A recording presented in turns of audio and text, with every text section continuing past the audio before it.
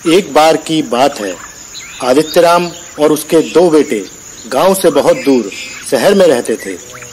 आदित्यराम के बड़े बेटे का नाम मोहन और छोटे बेटे का नाम राजू था। अरे तुम दोनों तैयार नहीं हुए क्या अभी? हमें गांव के लिए निकलना है। अगर तुमने इसी तरह देरी करी तो हम रात होने से पहले गांव नहीं पहुंच पाएंगे। हम दोनों तो कब से तैयार हैं पिताजी, एक आप ही हो जो देर कर रहे हो। चलो चलो, अब देर हो गई है, चलो गांव के लिए निकलते हैं। इतना कहकर आदित्यराम अपने दोनों बेटों के साथ शहर से गांव के लिए निकल जाता है और गांव पहुंचने से पहले ही उन्हें जंगल में ही अंधेरा हो जाता है। ये तो हमें जंगल के रास्ते में ही अंधेरा हो गया। मैं ना कहता था कि जल्दी चलो जल्दी चलो, पर मेरी किसी ने नहीं सुनी। अब देखो कोई जंगली जानवर न मिल जाए रास्ते में। थोड़ा सा आगे चलने पर उन्हें रास्ते में एक लाश पड़ी मिलती है जो आधी कटी हुई थी, जिसे शायद किसी जानवर ने आधा खा के छोड़ रखा था। हे भगवान, ये क्या है?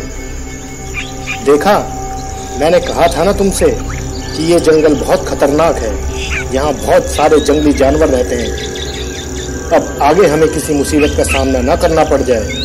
थोड़ा आगे और चलने पे रामू को एक चमकता हुआ फल दिखाई देता है।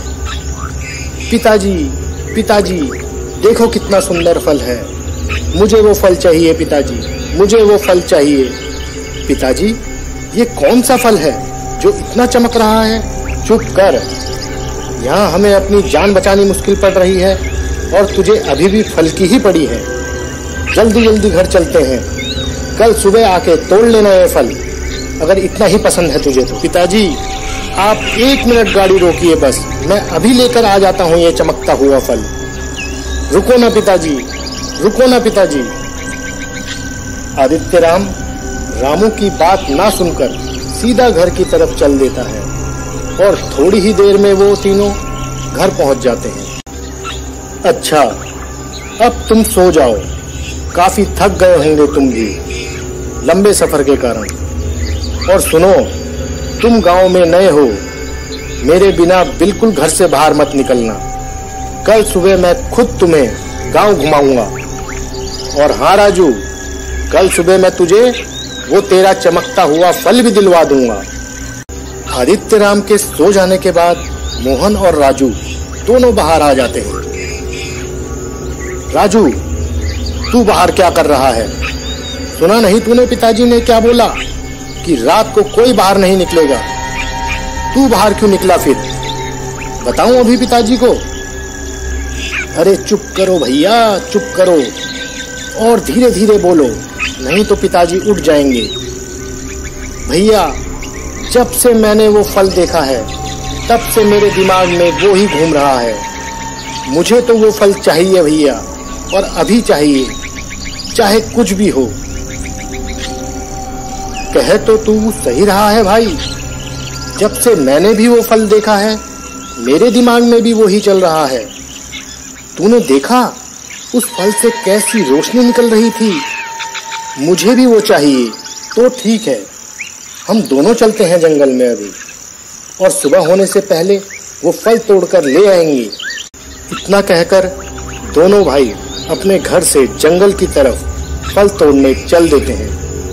और घना जंगल पार कर कर काफी अंदर चलने पर वो उस पेड़ के पास पहुंच ही जाते हैं। अरे भाई, यहाँ तो बहुत अंधेरा है और मुझे तो डरावनी डरावनी आवाजें भी आ रही हैं। राजू, मैं तो कहता हूँ लौट चलते हैं भाई, कहीं किसी मुसीबत में ना पड़ जाएं हम दोनों भाई। अरे भैया, कैसी बात कर रहे हो? कोई जानवर वानवर नहीं आता यहाँ, पर मुझे तो कोई डरावनी आवाजें नहीं सुनाई दे रही हैं। देखो भैया, कितना चमक रहा है ये फल।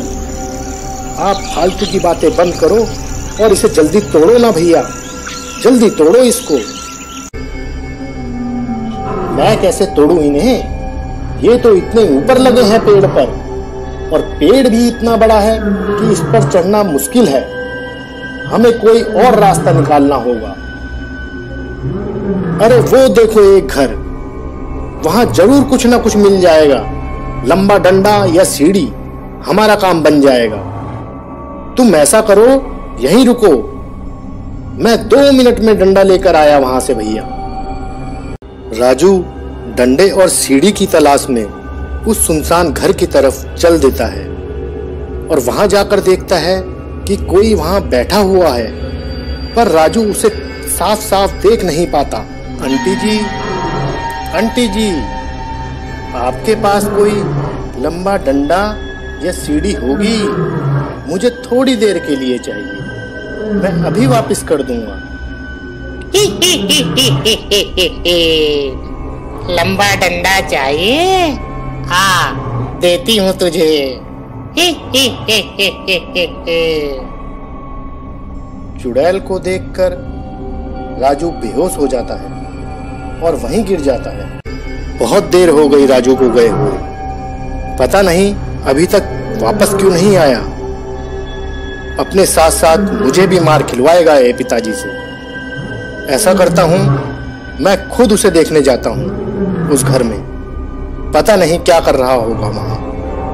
मोहन भी राजू की तलाश में उस सुनसान घर की तरफ चल देता है और वहां पहुंचकर देखता है कि वहां कोई बैठा हुआ है और राजू के सिर्फ पैर दिख रहे हैं। राजू, तू यहाँ आराम से लेटा है और मैं वहां तेरा जंगल में खड़ा अकेले इंतजार कर रहा हूँ। चल जल्दी चल यहाँ से, सुबह होने वाली है, घर चलते हैं। अरे कौन है वहां? साफ साफ दिखाई क्यों नहीं दे रहा है? और जैसे ही मोहन राजू को उठाने उसके पास जाता है, आजा आजा, तुझे भी खाऊंगी, आजा आजा। राजू का ये हाल देखकर मोहन बहुत डर जाता है और सीधा घर की तरफ तेजी से भागता है और भागता भागता आखिरकार घर तक पहुंच ही जाता है। कहाँ गए थे कमबख्तों? कब से तुम्हें ढूंढ रहा हूं मैं। मैंने बोला था ना, रात को अकेले कहीं नहीं जाना। और राजू कहाँ है? वो दिखाई नहीं दे रहा। और तुम यह भागते भागते कहाँ से आ रहे हो? पिताजी पिताजी पिताजी पिताजी। अबे आगे भी तो कुछ बोल, राजू कहाँ है? पिताजी, राजू को चुड़ैल मार के खा गई। पिताजी, राजू को चुड़ैल मार के खा गई। बड़ी मुश्किल से मैं भागकर अपनी जान बचाकर आया हूँ। मैं सच कह रहा हूँ पिताजी। अच्छा, तो चल मेरे साथ और बता वो सुनसान घर कहाँ है। मैं गांव वालों को भी अपने साथ ले लेता हूँ, हमें जल्दी वहां पहुंचना होगा। आदित्यराम गांव वालों को साथ लेकर जंगल की तरफ चल देता है और जंगल में काफी अंदर जाने पर वो आखिर उस पेड़ तक पहुंच जाते हैं। वहां उस पेड़ के नीचे उन्हें एक साधु बाबा मिलते हैं। इतनी रात को तुम सब कहाँ जा रहे हो? सब कुछ कुशल मंगल तो है गांव में? गांव वाले सब मिलकर साधु बाबा को सारी बातें बता देते हैं कि किस प्रकार राजू फल के लालच में उस दुष्ट चुड़ैल का शिकार बन गए। अच्छा, तो ये बात है। मगर तुम चिंता मत करो, वास्तव में ये जादुई पेड़ है और इसका फल भी जादुई है। अगर तुम राजू को इस पेड़ का फल खिला दोगे तो वो फिर से जीवित हो सकता है। साधु बाबा गांव वालों को उस पेड़ का वो जादुई फल देते हैं। साधु बाबा से जादुई फल लेने के बाद सब गांव वाले उस सुनसान घर की तरफ चल देते हैं और थोड़ी ही देर में उस घर तक पहुंच जाते हैं और वहां जाकर देखते हैं कि चुड़ैल ने राजू को सचमुच मार दिया है।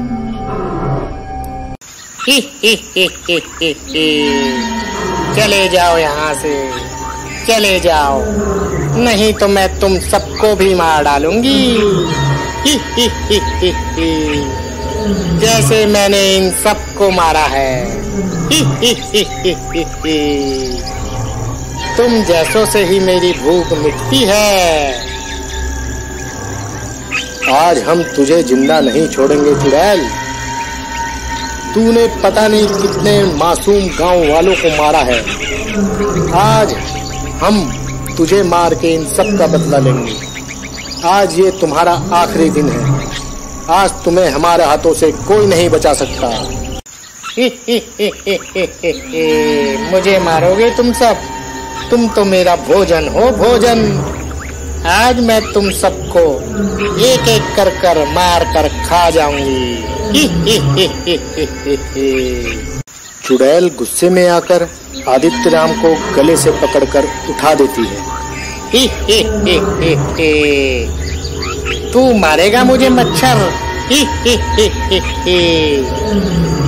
इतने में ही दिन निकल जाता है और सूर्य की रोशनी से चुड़ैल जलने लगती है।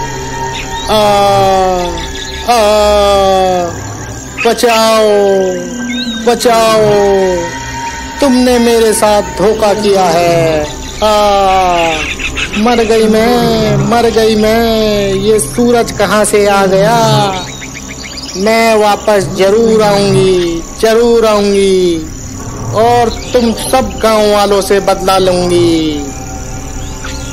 इतना कहकर चुड़ैल वहां से भाग जाती है और सब गांव वाले मिलकर राजू के मुंह में वो फल डालते हैं और जादुई फल की ताकत से राजू एक बार फिर जीवित हो जाता है। सभी लोग साधु बाबा का धन्यवाद देकर वहां से अपने घर को लौट जाते हैं। अगर आपको ये कहानी अच्छी लगी हो तो please like and subscribe us. Thanks for watching.